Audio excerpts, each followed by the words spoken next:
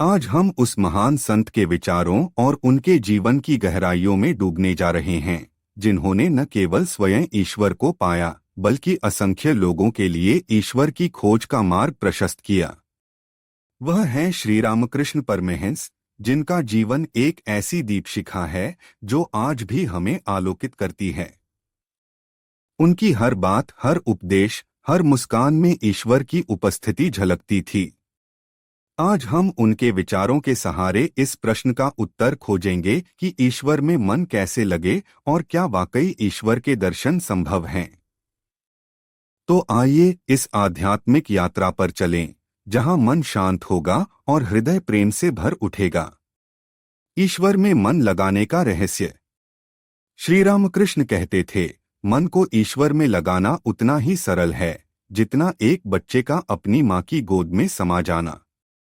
लेकिन यह मन कितना चंचल है, वह अपने शिष्यों को समझाते थे, मन की सारी शक्तियों को एक बिंदु पर लाओ, जैसे सूरज की किरणें एक लेंस से गुजरकर आग पैदा करती हैं। जब मन एकाग्र होता है तो ईश्वर का साक्षात्कार होता है। लेकिन यह मन जो पल में इधर पल में उधर भागता है, इसे कैसे रोका जाए? वह एक बार हंसते हुए बोले, मन को वश में करने के लिए उसे सही दिशा दो।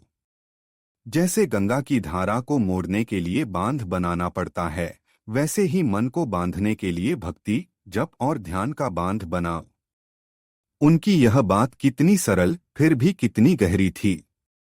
वह कहते थे कि मन को संसार की माया से हटाकर ईश्वर में लगाने का सबसे आसान रास्ता है भक्ति।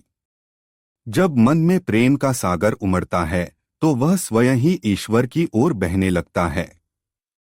क्या आपने कभी सोचा कि भक्ति का असली स्वरूप क्या है? श्री रामकृष्ण इसे एक माँ और बच्चे के रिश्ते से समझाते थे। वह कहते, जैसे एक बच्चा अपनी माँ के बिना अधूरा है, वैसे ही भक्त का मन ईश्वर के बिना अधूरा रहता है। जब तुम ईश्वर को अपनी माँ, अपने पिता, अपने सखा के रूप में देखने लगते हो तो मन अपने आप उनके चरणों में चला जाता है। एक बार एक भक्त उनके पास आया और बोला, ठाकुर, मैं दिन रात ईश्वर का नाम लेता हूँ, फिर भी मन शांत नहीं होता। क्या करूँ? ठाकुर ने उसकी ओर देखा, उनकी आंखों में करुणा और प्रेम था। वह बोले, तुम नाम तो लेते हो, पर क्या उसमें प्रेम है? जैसे एक प्रेमी अपनी प्रेमिका का नाम लेता है तो उसका मन उसी में डूब जाता है, वैसे ही ईश्वर का नाम लो, तड़प से, प्रेम से। तब देखो मन कैसे ठहर जाता है। भक्ति की तड़प, ईश्वर को पुकारने का भाव। श्री रामकृष्ण का जीवन भक्ति की तड़प का जीवंत चित्र है। वह कहते थे, ईश्वर को पाने के लिए वैसी तड़प चाहिए जैसे मछली को पानी के लिए होती है, या जैसे डूबते हुए इंसान को सांस के लिए। एक बार वह माँ काली के मंदिर में इतने गहरे भाव में डूब गए कि उनका शरीर कांपने लगा। वह रोते हुए पुकार रहे थे, माँ, तू कब दर्शन देगी? कब तू मुझे अपने पास बुलाएगी? उनकी यह तड़प इतनी तीव्र थी कि माँ काली को उनके सामने प्रकट होना पड़ा। वह अपने शिष्यों को समझाते थे, जब तक मन में संसार की चाह बनी रहेगी, तब तक ईश्वर की ओर पूरी तरह नहीं मुड़ पाओगे। जैसे एक प्याला अगर गंदे पानी से भरा हो तो उसमें शुद्ध जल कैसे डालोगे? पहले मन को खाली करो, संसार की आसक्ति को हटाओ, फिर ईश्वर का प्रेम उसमें समा जाएगा। एक शिष्य ने उनसे पूछा, ठाकुर, हम गृहस्थ लोग संसार छोड़कर तो नहीं जा सकते, फिर हम ईश्वर में मन कैसे लगाएं? ठाकुर ने उनकी ओर देखा और हंसते हुए कहा, संसार छोड़ने का मतलब घर परिवार त्यागना नहीं। संसार में रहो पर मन को ईश्वर में लगाओ। जैसे कमल का फूल कीचड़ में रहता है पर उसकी सुंदरता और सुगंध बनी रहती है, वैसे ही तुम संसार में रहकर भी ईश्वर के हो सकते हो। वह आगे बोले, अपने कर्तव्यों को ईश्वर की पूजा समझकर करो। जब तुम अपने परिवार की सेवा करते हो तो यह सोचो कि तुम ईश्वर की सेवा कर रहे हो। जब तुम किसी की मदद करते हो तो यह मानो कि तुम ईश्वर के चरणों में फूल चढ़ा रहे हो।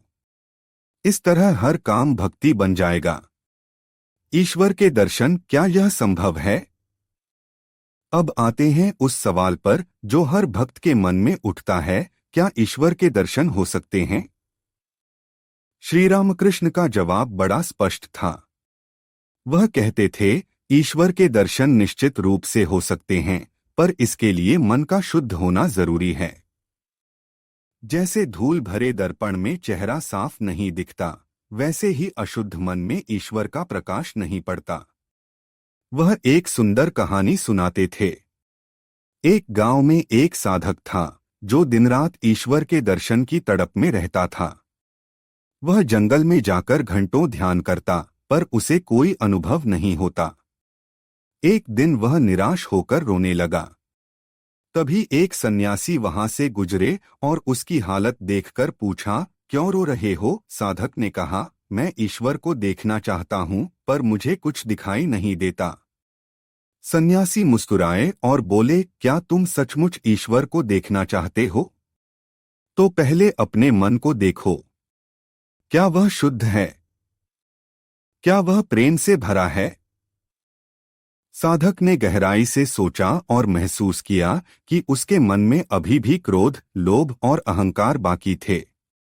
उसने सन्यासी से छुटकारा पाने का उपाय पूछा। सन्यासी ने कहा, ईश्वर का नाम जपो, प्रेम से दूसरों की सेवा करो और धीरे धीरे मन शुद्ध होगा। तब ईश्वर स्वयं तुम्हें दर्शन देंगे। साधक ने वैसा ही किया। उसने गांव के गरीबों की सेवा शुरू की, रात दिन ईश्वर का नाम जपा, और एक दिन ध्यान में उसे ईश्वर का ऐसा प्रकाश दिखा कि वह आनंद में डूब गया। श्री रामकृष्ण इस कहानी को सुनाकर कहते, ईश्वर हर जगह हैं, पर हमारा मन उन्हें देखने के लिए तैयार नहीं होता। जैसे सूरज हमेशा चमकता है, पर बादल उसे ढक लेते हैं। मन के बादलों क्रोध, लोभ, ईर्ष्या को हटाओ तो ईश्वर का प्रकाश साफ दिखेगा। साधना का मार्ग, जप, ध्यान और सेवा। श्री रामकृष्ण साधना के कई मार्ग बताते थे। वह कहते थे, हर व्यक्ति का स्वभाव अलग है, इसलिए हर किसी का मार्ग भी अलग हो सकता है। कोई भक्ति से ईश्वर को पाता है, कोई ज्ञान से, कोई कर्म से, पर सभी मार्ग अंत में ईश्वर तक ही ले जाते हैं।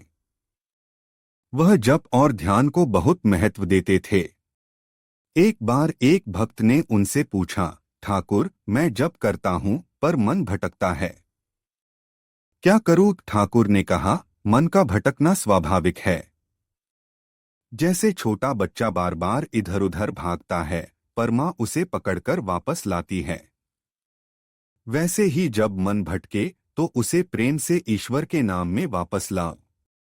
धीरे धीरे वह स्थिर हो जाएगा। वह जप के साथ साथ ध्यान की भी बात करते थे। वह कहते, ध्यान में मन को ईश्वर के स्वरूप पर टिकाओ। जैसे एक दीपक की लौ हवा में हिलती है, पर जब उसे कांच के पीछे रखते हैं तो स्थिर हो जाती है। वैसे ही मन को संसार की हवा से बचाकर ईश्वर के चरणों में स्थिर करो।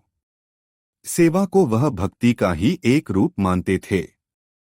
वह कहते थे, जो दूसरों की सेवा करता है वह ईश्वर की ही सेवा करता है, क्योंकि ईश्वर हर प्राणी में बसते हैं।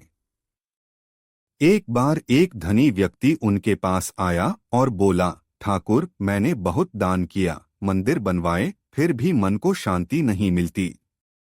ठाकुर ने उसकी ओर देखा और कहा, दान देना अच्छा है, पर क्या तुमने कभी किसी गरीब के पैर छुए?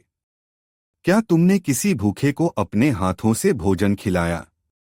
जब तक मन में प्रेम और नम्रता नहीं आएगी, तब तक शांति नहीं मिलेगी। वह उस व्यक्ति को एक गांव में ले गए, जहां एक बीमार वृद्ध महिला रहती थी। ठाकुर ने उस धनी व्यक्ति से कहा, जाओ, इसके लिए पानी लाओ, इसे भोजन दो। वह व्यक्ति पहले हिचकिचाया, पर फिर उसने वैसा ही किया। जब उसने उस वृद्धा की सेवा की तो उसके मन में एक अनोखी शांति का अनुभव हुआ। वह ठाकुर के चरणों में गिर पड़ा और बोला, आज मैंने जाना कि असली भक्ति क्या है। ईश्वर का स्वरूप साकार और निराकार। श्री रामकृष्ण का एक अनमोल विचार था कि ईश्वर साकार भी हैं और निराकार भी। वह कहते थे, जैसे दूध और मक्खन एक ही हैं, पर अलग अलग रूपों में दिखते हैं, वैसे ही ईश्वर साकार और निराकार दोनों रूपों में हैं। जो भक्त साकार रूप में पूजा करता है, वह मां काली, श्री कृष्ण या शिव के दर्शन पाता है। और जो निराकार की उपासना करता है, वह निर्गुण ब्रह्मा में लीन हो जाता है। वह अपने शिष्यों को समझाते थे, ईश्वर को पाने के लिए किसी एक रूप को पकड़ने की जरूरत नहीं। जैसे नदी अलग अलग रास्तों से समुद्र में मिलती है, वैसे ही सभी मार्ग ईश्वर तक ले जाते हैं। बस तुम्हारा विश्वास और प्रेम अटल होना चाहिए। श्री रामकृष्ण की खासियत थी कि वह कभी किसी को एक ही रास्ते पर चलने के लिए मजबूर नहीं करते थे। वह कहते, अगर तुम्हें मां काली की पूजा अच्छी लगती है तो उसी में डूब जाओ। अगर तुम्हें श्री कृष्ण का रासलीला पसंद है तो उसमें रम जाओ। और अगर तुम निराकार ब्रह्मा को मानते हो तो उसका ध्यान करो। ईश्वर तुम्हारे मन के भाव को देखते हैं, न कि तुम्हारे रास्ते को। वह एक बार एक शिष्य से बोले, देखो, ईश्वर का हर रूप एक ही सत्य का अलग अलग रंग है। जैसे एक ही हीरे के अलग अलग पहलू चमकते हैं, वैसे ही ईश्वर के अलग अलग रूप हैं। तुम जिस रूप को चाहो उसे पकड़ लो, पर उसमें पूरी श्रद्धा और प्रेम रखो। प्रेम ही ईश्वर का द्वार। श्री रामकृष्ण के जीवन का सबसे बड़ा संदेश था प्रेम। वह कहते थे, प्रेम ही वह चाबी है जो ईश्वर का द्वार खोलती है। जब मन में प्रेम जागता है तो ईश्वर स्वयं तुम्हारे पास चले आते हैं। वह एक बार अपने शिष्यों को समझा रहे थे, देखो, ईश्वर को पाने के लिए विद्या, तप या धन की जरूरत नहीं। जरूरत है एक सच्चे हृदय की जो प्रेम से भरा हो।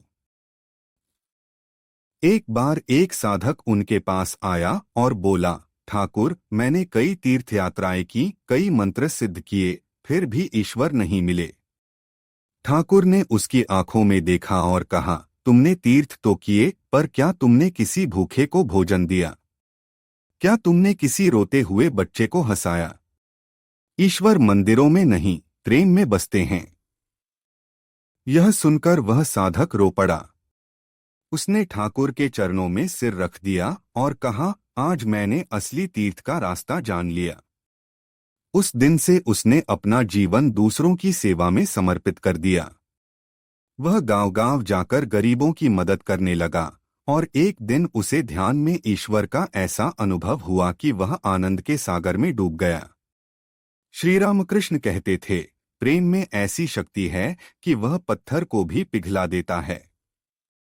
जब तुम प्रेम से ईश्वर को पुकारते हो तो वह तुम्हारी पुकार सुनते हैं। वह तुम्हारे पास आते हैं, चाहे तुम कहीं भी हो। विश्वास की शक्ति। श्री रामकृष्ण विश्वास को बहुत महत्व देते थे। वह कहते थे, जो ईश्वर पर विश्वास करता है वह कभी निराश नहीं होता। विश्वास वह दीपक है जो अंधेरे में भी रास्ता दिखाता है। एक बार एक शिष्य उनके पास आया और बोला, ठाकुर, मेरे मन में शंका रहती है। मैं सोचता हूं कि क्या ईश्वर सचमुच है? ठाकुर ने उसकी ओर देखा और मुस्कुराए। वह बोले, शंका मन की कमजोरी है। जैसे एक बच्चा अपनी मां पर शक नहीं करता, वैसे ही तुम ईश्वर पर विश्वास करो। एक बार अपने मन से कहो, ईश्वर हैं और मैं उन्हें पालूंगा। फिर देखो कैसे तुम्हारा मन शांत हो जाता है। वह उस शिष्य को एक नदी के किनारे ले गए और बोले, देखो, यह नदी कितनी शांत है, पर इसके नीचे तेज धारा बह रही है। वैसे ही ईश्वर तुम्हारे भीतर हैं, पर तुम्हें उन्हें देखने के लिए विश्वास की आंख चाहिए। उस दिन से वह शिष्य हर दिन थोड़ा थोड़ा विश्वास बढ़ाने लगा। उसने जब शुरू किया, ध्यान किया और धीरे धीरे उसके मन की शंकाएं दूर हो गईं। आज के लिए संदेश। प्रिय मित्रों, श्री रामकृष्ण का जीवन और उनके उपदेश हमें यही सिखाते हैं कि ईश्वर को पाने के लिए किसी जटिल साधना की जरूरत नहीं। जरूरत है एक सच्चे मन की, जो प्रेम और विश्वास से भरा हो। वह कहते थे, ईश्वर को पुकारो जैसे एक बच्चा अपनी माँ को पुकारता है। वह तुम्हारी पुकार सुनेंगे और एक दिन तुम्हें अपने दर्शन भी देंगे। तो आइए आज हम संकल्प लें कि अपने मन को शुद्ध करेंगे, प्रेम से भरेंगे और ईश्वर की ओर एक कदम बढ़ाएंगे। चाहे वह जप हो, ध्यान हो या किसी की सेवा, हर छोटा प्रयास हमें ईश्वर के करीब ले जाएगा। श्री रामकृष्ण के शब्दों को याद रखें, जो ईश्वर को खोजता है वह उसे पाता है। बस उसकी खोज में सच्चाई और प्रेम होना चाहिए। तो दोस्तों, यह था आज का वीडियो। अगर आपको यह जानकारी पसंद आई हो तो वीडियो को लाइक और शेयर जरूर करें। और हाँ, चैनल को सब्सक्राइब करना न भूलें। अगले वीडियो तक के लिए नमस्ते, धन्यवाद।